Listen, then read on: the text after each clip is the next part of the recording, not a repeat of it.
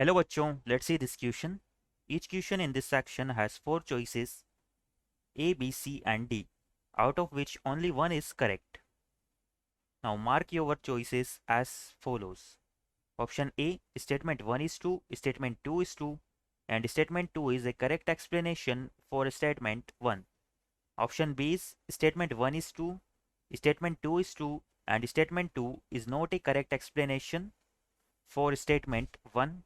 Option C is statement 1 is true, statement 2 is false. And option D is statement 1 is false and statement 2 is true. Now, our statement 1 is from a point P outside a circle, a line is drawn to meet the circle at Q and R. The product of PQ and PR is independent of the slope of the line. And statement 2 is midpoint of the chords of the circle 4x square plus 4y square plus 12x plus 4y plus 1 equal to 0 that subtend an angle of 2 pi by 3 at its center lie on the circle concentric with the given circle and radius equal to half that of the given circle. तो बच्चों इस question में हमें दो statement दिए हुए हैं, हमें इन्हें वन बाय वन चेक करना है कि कौन सा ट्रू होगा, और अगर दोनों ट्रू है तो क्या स्टेटमेंट 2 स्टेटमेंट 1 का करेक्ट एक्सप्लेनेशन है या नहीं है। तो क्वेश्चन पे प्रोसीड करने से पहले हम इससे रिलेटेड हमारा की कंसेप्ट देख लेते हैं। तो बच्चों की कंसेप्ट में यहाँ पर हम सर्कल की जो है एक इंपॉर्टेंट प्रॉपर्टी को देखेंगे। सपोज ये हमारा कोई सर्कल है और ये सर्कल के आउटसाइड एक पॉइंट P है, जिससे इस सर्कल पे हम दो पॉइंट पे कट करती हुई एक लाइंस को ड्रॉ करते हैं। ये सर्कल को दो पॉइंट R और Q पे कट करती है। नाउ इस पॉइंट P से हम इस सर्कल पे एक टेंजेंट को भी ड्रॉ करते हैं, और इस टेंजेंट ये टेंजेंट जो है सर्कल को जिस पॉइंट पे मीट करती है उसे हम T नाम दे देते हैं। तो बच्चों यहाँ से हमारी सर्कल के रिगार्डिंग एक इंपॉर्टेंट प्रॉपर्टी होती है कि ये जो P Q into P are है, पी क्यू और पी आर इन दोनों लेंथ का जो मल्टीप्लीकेशन है हमारा, ये इक्वल होता है पी टी स्क्वायर के, यानी कि इस टेंजेंट के लेंथ के स्क्वायर के इक्वल हो जाता है। नाउ हमें पता है कि अगर सर्कल के लिए टेंजेंट की लेंथ है वो हमारी किसके इक्वल होती है, तो सर्कल के लिए टेंजेंट यानी कि पीटी जो है हमारी ये इक्वल होती है under root of S one के। तो ये हो जाएगा under root of S one का स्क्वायर, यानी कि P Q into P R को हम लिख सकते हैं एस वन के इक्वल। अब एस वन का क्या मीनिंग होता है बच्चों यहाँ से, तो सपोज अगर मेरी सर्कल की इक्वेशन है X square plus Y square plus 2gx plus 2fy plus C equal to 0, और ये पॉइंट P है, इसके कोऑर्डिनेट मेरे h कोमा k है। तो यहाँ से S1 क्या हो जाएगा, S1 वो वैल्यू हो जाएगी जब हम h कोमा k को इस सर्कल की इक्वेशन में पुट करेंगे। तो ये हो जाएगा H square plus K square plus 2gh plus 2fk plus C. तो इस तरह से हम इस प्रॉपर्टी को माइंड में रखते हुए हमारे क्वेश्चन पे प्रोसीड करते हैं। तो बच्चों यहाँ पर अगर हम स्टेटमेंट 1 की बात करें तो यहाँ पे बोला जा रहा है from a point P outside a circle a line is drawn to meet the circle at Q and R। The product PQ and PR is independent of the slope of the line. तो यहाँ पर हमने की concept में अभी अभी यही property देखी है। तो ये दोनों का मल्टीप्लीकेशन हमारा इस लाइन की स्लोप से तो इंडिपेंडेंट ही आ रहा है, यानी कि अगर मैं P से अगर ये दो सेक्शन और ड्रॉ कर लूँ, सपोज ये मेरा M है और ये N है, तो ये किसके भी इक्वल हो जाएगा, P M into P N के भी इक्वल हो जाएगा, यानी कि इससे कोई फर्क नहीं पड़ेगा कि लाइन की स्लोप हमारी क्या है। तो इससे हम क्या बोल सकते हैं बच्चों कि जो हमारा स्टेटमेंट 1 है वो तो क्या हो जाएगा, ट्रू हो जाएगा। Then statement 1 is true.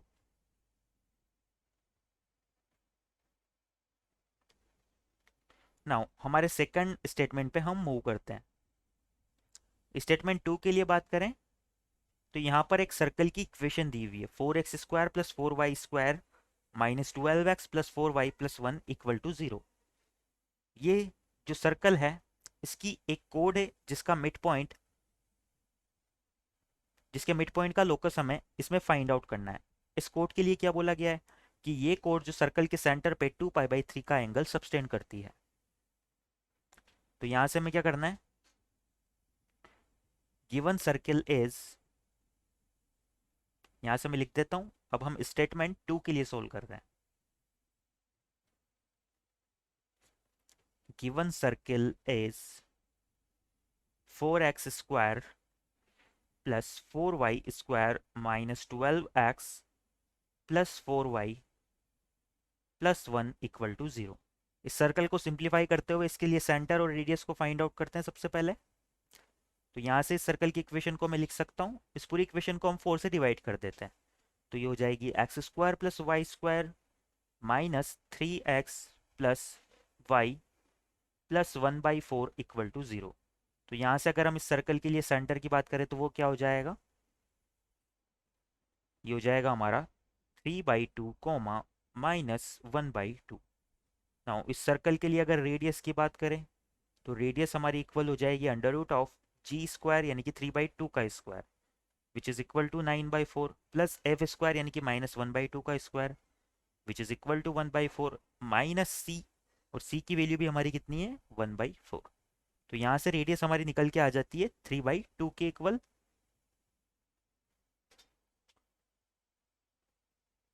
अब जो क्वेश्चन में हमसे आगे बोला जा रहा है कि ये जो सर्कल है इसकी कोई कोड है जो इसके सेंटर पे 2π/3 का एंगल सबटेंड करती है। तो यहाँ पर हम इस सर्कल को ड्रॉ करें तो क्या हो जाएगा,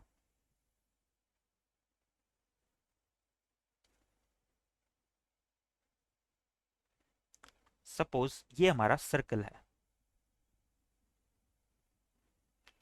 इस सर्कल के लिए सेंटर सी माना है हमने, और सपोज ये इसकी कोड है जो इसके सेंटर पे 2π/3 का एंगल सबटेंड कर रही है।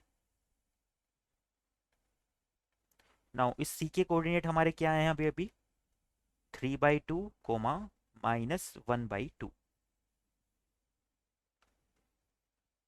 इस कोड को मैं नाम दे देता हूं ए बी, और हमें एक प्रॉपर्टी पता है कि जब हम सर्कल के सेंटर से इस पे परपेंडिकुलर ड्रॉ करते हैं किसी भी कोड पे तो ये वाला एंगल हमारा 90 डिग्री होता है, और ये इस कोड को दो इक्वल पार्ट में डिवाइड करती है। यानी कि सपोज ये मेरा पॉइंट एम है तो ये क्या हो जाएगा ए बी का मिड पॉइंट भी हो जाएगा, और ये एंगल सी एम भी हमारा 90 डिग्री हो जाएगा। नाउ क्वेश्चन में हमें इस एम के लोकस के लिए बात की हुई है स्टेटमेंट 2 में।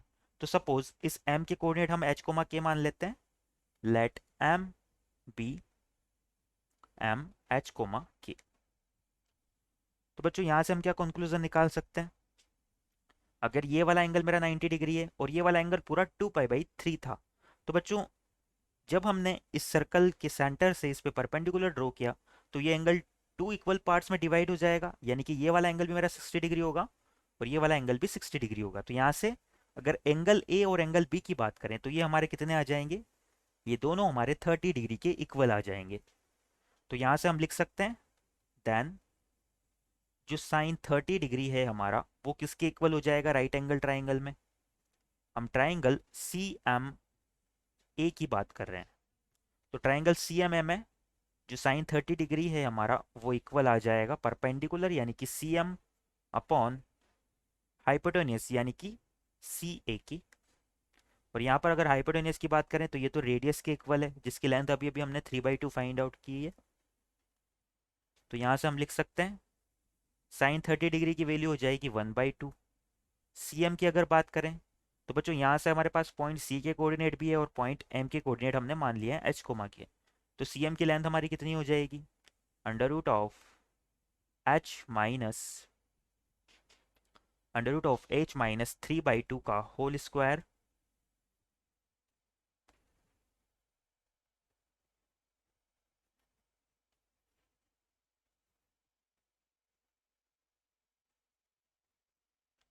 प्लस के प्लस 1/2 का होल स्क्वायर।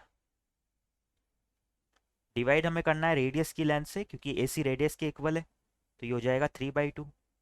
इसे सिंप्लीफाई करें तो क्या होगा, यहाँ से हमारा 3/4 इक्वल आ जाता है इस अंडर रूट के एच माइनस 3/2 का whole square plus K plus 1/2 का होल स्क्वायर। नाउ दोनों साइड अगर स्क्वायर करें तो क्या होगा, तो यहाँ से हमारा एच माइनस 3/2 का whole square plus K plus 1/2 का होल स्क्वायर, ये इक्वल आ जाएगा 3/4 के होल स्क्वायर के। अब बच्चों क्वेश्चन में हमें लोकस फाइंड आउट करना है पॉइंट एम का, तो यहाँ से हम एच को क्या करेंगे, एक्स से रिप्लेस कर देंगे और के को वाई से रिप्लेस कर देंगे। तो ये इक्वेशन हमारी क्या आ जाएगी, x-3/2 का whole square plus K plus 1/2 का होल स्क्वायर इक्वल टू 3/4 का होल स्क्वायर। अगर लोकस की बात करें तो ये हमारी किसे रिप्रेजेंट कर रही है, ये हमारा एक सर्कल है, इज ए सर्कल, जिसका सेंटर की अगर हम बात करें फॉर विच, तो इस सर्कल का जो हमारा सेंटर है वो तो हो जाएगा 3/2 कोमा -1/2। और अगर इसकी रेडियस की बात करें तो ये हमारी हो जाएगी 3/4 के इक्वल। तो बच्चों यहाँ से क्या कंक्लूजन निकल रहा है कि अगर हम इस सर्कल के सेंटर को ध्यान से देखें तो ये जो हमारा गिवन सर्कल था उसके सेंटर के ही इक्वल आ गए, यानी कि दोनों एक दूसरे के क्या हो जाएंगे, कॉन्सेंट्रिक हो जाएंगे। और रेडियस की बात करें तो उसकी रेडियस हमारी 3/4 आई है, यानी कि इसकी जस्ट हाफ आई है।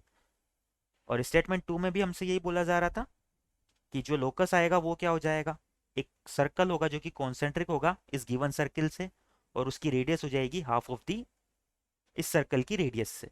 तो इसका मतलब हमारा स्टेटमेंट 2 भी इस क्वेश्चन के रिगार्डिंग क्या हो जाएगा, करेक्ट हो जाएगा। तो यहां से हम लिख सकते हैं स्टेटमेंट 2 इज ट्रू। बट अब बच्चों स्टेटमेंट 2 के सोल्व करने में हमें किसी भी तरह से ये कंक्लूजन नहीं निकाल पा रहे हैं कि स्टेटमेंट 2 जो है हमारा करेक्ट एक्सप्लेनेशन है स्टेटमेंट 1 का। तो यहां से हम लिख सकते हैं statement 2 is true but it is not an explanation of statement 1। Then तो यहां से हमारा आंसर क्या हो जाएगा, यहाँ से हम क्लियरली देख सकते हैं कि इस क्वेश्चन के रिगार्डिंग जो है हमारा स्टेटमेंट ऑप्शन बी जो है ये करेक्ट हो जाएगा। यानी कि हम लिख सकते हैं our final answer is option B. I hope you understand it well. Best of luck.